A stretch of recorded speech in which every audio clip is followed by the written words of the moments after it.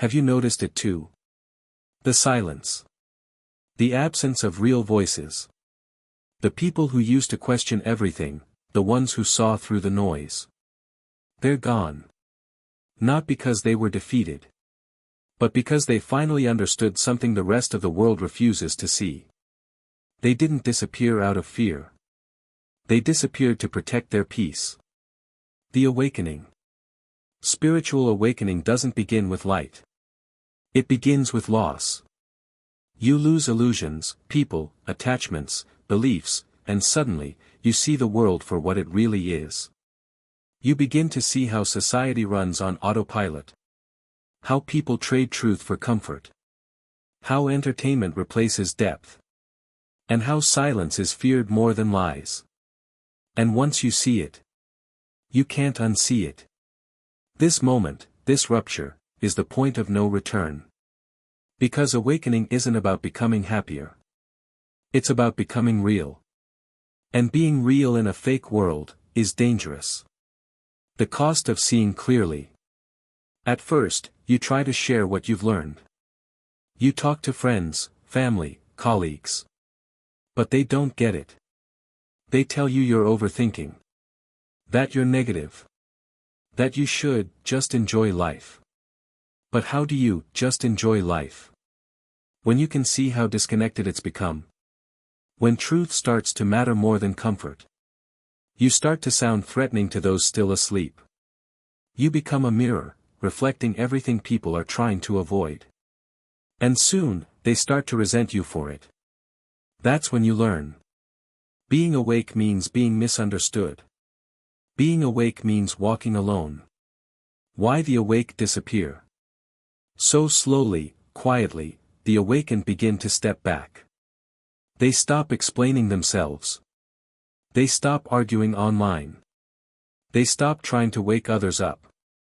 Not because they've given up. But because they've grown up. They realize that shouting truth into deaf ears only drains your soul. That energy is sacred. That peace is worth more than being right. So they disappear. Not from existence, but from the chaos. They move to smaller circles. Simpler lives. Quieter routines. They still care deeply, but they've stopped needing the world's validation. The 7 paths of the awakened. Every spiritually awake person eventually walks one of 7 paths of disappearance. Path 1, the hermit, the one who retreats completely, choosing solitude and silence over social noise. Path 2, the minimalist, the one who strips away everything unnecessary, possessions, people, digital clutter, to feel alive again.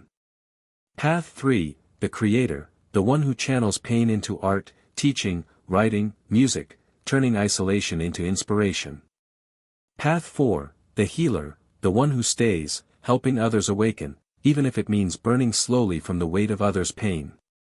Path 5, the traveler, the one who leaves everything behind to wander, learning through experience rather than rules. Path 6, the rebel, the one who still fights the system, refusing to go silent, though the world rarely thanks them for it. Path 7, the ghost, the one who stays in plain sight, but is no longer there. They play the game, but they don't believe in it anymore. Each path looks different. But all share one goal, freedom. The hidden pain of disappearing. But make no mistake, disappearing is not easy. You lose friends who once meant everything. You lose connection with a world that no longer feels like home. And sometimes, you even lose faith. Because awakening doesn't end with clarity, it ends with surrender. You surrender the illusion of control. You surrender the need to fit in. You surrender the idea that everyone is meant to understand you. And somewhere between letting go and breaking down, you start to rebuild. Not a new identity, but a new self. One that is quieter, but infinitely stronger. Society's reaction. The truth is, society doesn't know what to do with awakened people. They don't fit the system. They don't worship trends.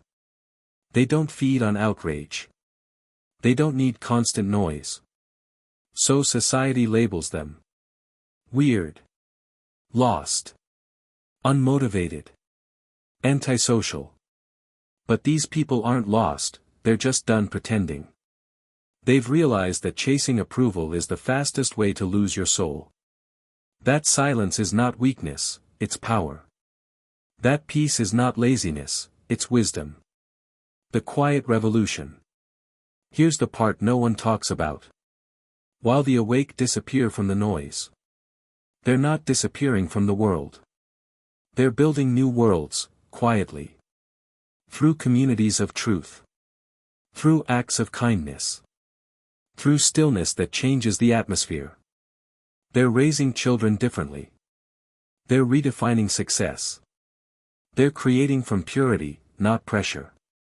And while the world keeps shouting, they're busy listening. This quiet withdrawal is not weakness. It's strategy. Because the true revolution doesn't start with noise. It starts with awareness. The mirror. So if you've been feeling distant lately, if crowds drain you, if fake conversations feel unbearable, if you crave silence more than attention, you're not broken. You're just waking up. You're beginning to see what really matters. Truth, peace, authenticity, purpose. And when that awakening happens, you realize the loudest thing you can do in this world is stay calm. Because stillness is rebellion in a world addicted to distraction. The return. Some of the awakened eventually return. But differently. They return not to belong, but to guide. Not to change the world through noise, but through presence. They lead by energy, not argument. By example, not ego. They teach us that true strength doesn't shout, it stands still. That true wisdom doesn't react, it observes. And that true peace isn't found in isolation, it's found in awareness. The final word. So if you feel unseen right now, don't rush back into the noise. Stay still. Stay grounded. Stay faithful to your truth. Because in this era of chaos, disappearing might just be your greatest act of resistance. You're not withdrawing from life. You're reclaiming it. Let the world chase attention. Let them compete for noise. You build peace. Because one day, when the noise fades, the only voices left will be the ones who learned how to listen. Don't fear the silence. That's where you'll find yourself again.